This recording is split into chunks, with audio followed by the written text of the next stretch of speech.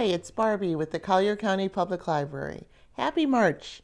Time for some book suggestions chosen with care just for you.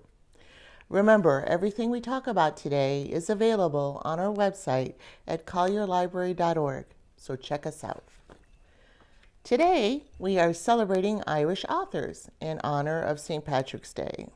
So go get yourself a pint of Guinness, but it's 8 o'clock in the morning, so maybe we should stick to the coffee. I do love the old school Irish authors like James Joyce and my beloved Oscar Wilde, but there is such a rich well of Irish contemporary fiction out there that I thought I would bring you some books maybe you haven't heard of before. Irish literature is thriving right now because its writers take risks and its readers don't shy away from something a little different.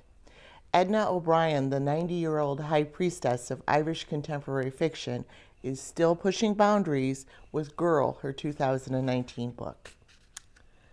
So let's begin. Let's begin with Wonder by Emma Donoghue. Emma Donoghue is the celebrated author of Room, which was a very successful book and movie. This book also deals with a child in danger.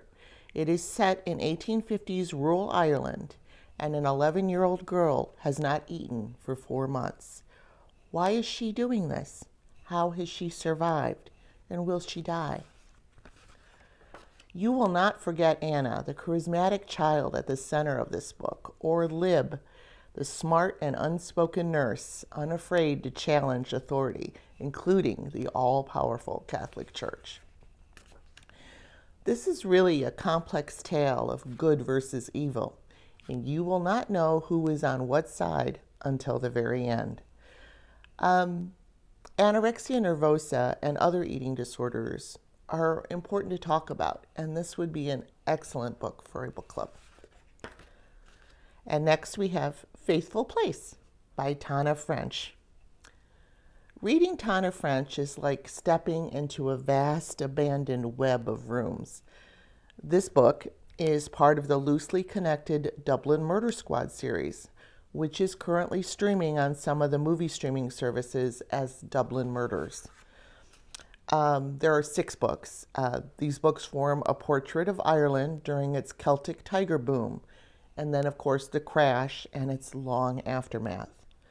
This particular book is a masterclass in detective fiction, and Frank Mackey, our main character, is truly finely drawn. Each book in this series works on its own, but together they really form something greater. This is a great series, and I'm happy I can recommend it for March or any month. And next we have The Sea by John Banville. Max Morden is a retired art historian, and he has returned to Ireland to write his memoirs. He is a lost man, and he is trying to navigate his way through the turbulence of loss and memory. John Banville is a favorite author of mine. When he writes of his childhood memories in this book, when he writes about the water, you can taste the air, the salty air, and you can feel the breeze on your skin as the words flow between past and present. Next we have Solar Bones by Mike McCormick. It is very easy as readers to get into a rut. This inspired story will kick you right out of any rut you might be contemplating. He does away with literary rules, and he tells a man's life story as narrated by his ghost while he is sitting at his kitchen table. There are over 285 pages without a single full stop. You are really swept away by his words, and you resurface feeling like you have read something truly special. My last book today, Unraveling Oliver by Liz Nugent. This is a pitch black story of domestic suspense. The debut novel of this writer, she is an Irish TV and radio writer.